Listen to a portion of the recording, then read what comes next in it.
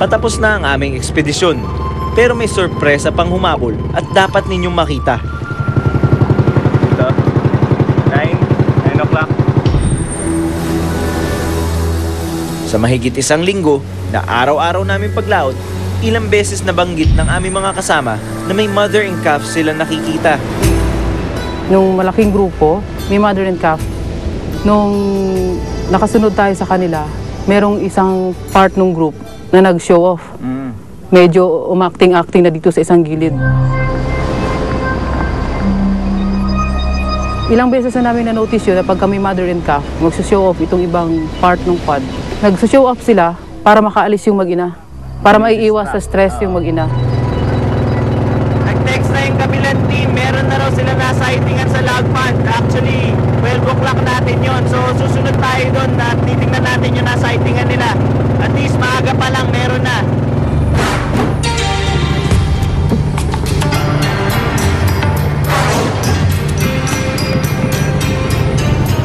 Ay, ayun na may mother and calf. Mother and calf din dito sa 9 o'clock. Pero dahil sa bilis ng paglubog nila, akala namin hindi namin ito nakunan. Pero nagkamali pala kami. Sa mga videong ito, kitang-kita ang mag-inang Irrawaddy na magkatabing lumalangoy. At tingnan nyo, sumilip pa ang batang Irrawaddy at nakita ang maliit na mukha nito.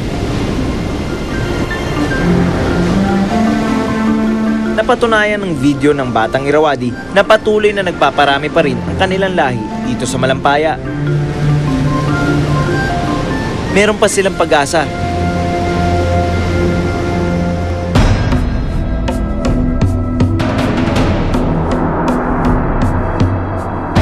Ganito rin ang datos na lumabas sa 3 araw namin pagpo-photo ID. Pinag-uusapan nga namin ni Miss Mavic na kabilib-bilib yung gumawa nitong parang naunang record. Dahil from that, doon namin binibase yung mga nakunan namin photos. Tignan lang natin kung yung na-photo ID nung 2005, meron pa ba tayong na-photo ID ulit na same animal? Kailangang isa-isahin ang bawat litrato at ikumpara sa mga unang nakunan noong 2005.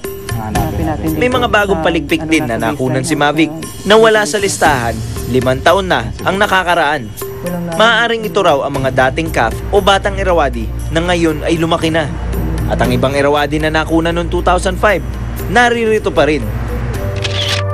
Ito ang mga dorsal fin na tinukoy ni Mavic. Kuha ito noong 2005. At ito naman ay kuha noong ikalawang araw ng aming pagpo-photo ID. Ibig sabihin, iisang Irrawaddy lamang ito. Dahil ilang araw lang ang aming ginawang photo ID, hindi masabi kung dumami o kumuunti ang populasyon ng Irrawaddy. Yun na yung survey, hindi mo 100% na-document yung animals. So meron kang consideration for that portion na baka ilang peraso hindi mo na-document nung nakaraan nandoon, ngayon hindi mo masyadong nakita. Kaya medyo bumaba yung record.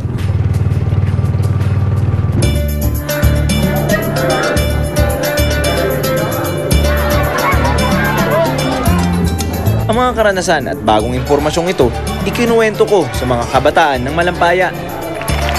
Okay, magandang hapon mga bata!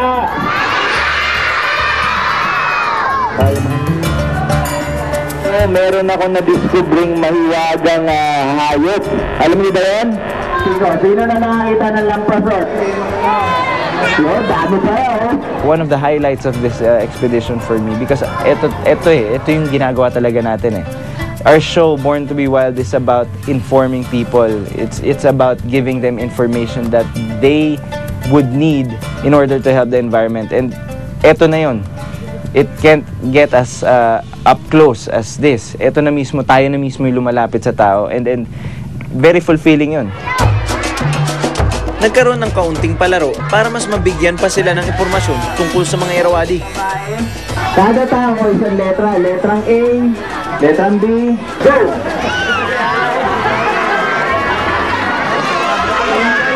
Sige na, baka mo kami na. Wala pa nga natin sila! Palakpakan niyo si Waddy, hi Waddy! At nakilala din nila ang bagong kaibigan, si Waddy the mascot.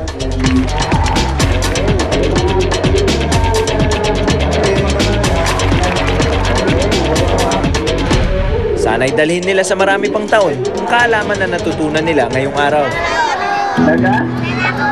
Naglalangoy. Dahil sila ang mga tagapagmana ng yaman ng Malampaya. Kasama na ang mga Irrawaddy. Si Wadi sumayo sa dagat. Hindi madali ang sitwasyong hinaharap ng mga Irrawaddy. Katunayan, bago may ere ang huling bahagi ng Bourne Expeditions, nabalitaan naming isang Irrawaddy ang aksidenteng napulupot sa gilnet ng mangingisda. Sa kasawiang palad, namatay ito. Kwento ng mga saksi, may ibang Irrawaddy pa sa paligid na nabiktimang dolphin. Tila gusto itong sagipin. Ito ang isa sa mga dahilan kung bakit dapat na raw masolusyonan ang mga banta sa mga Irrawaddy. Pinaka-importante, zoning. Zoning ng municipal waters. Hindi rin kasi natin pwede compromise yung tao eh. Kailangan din ng community sa paligid, yung Irrawaddy dolphin, kasi malaki yung natutulong nun para ma-maintain yung richness ng area. Pero dahil alam nating naririto pa sila sa Malampaya, may magagawa pa raw tayo. I see faith, I see connection. For me to see that as a human being that lives in this same earth with these creatures, I felt that connection.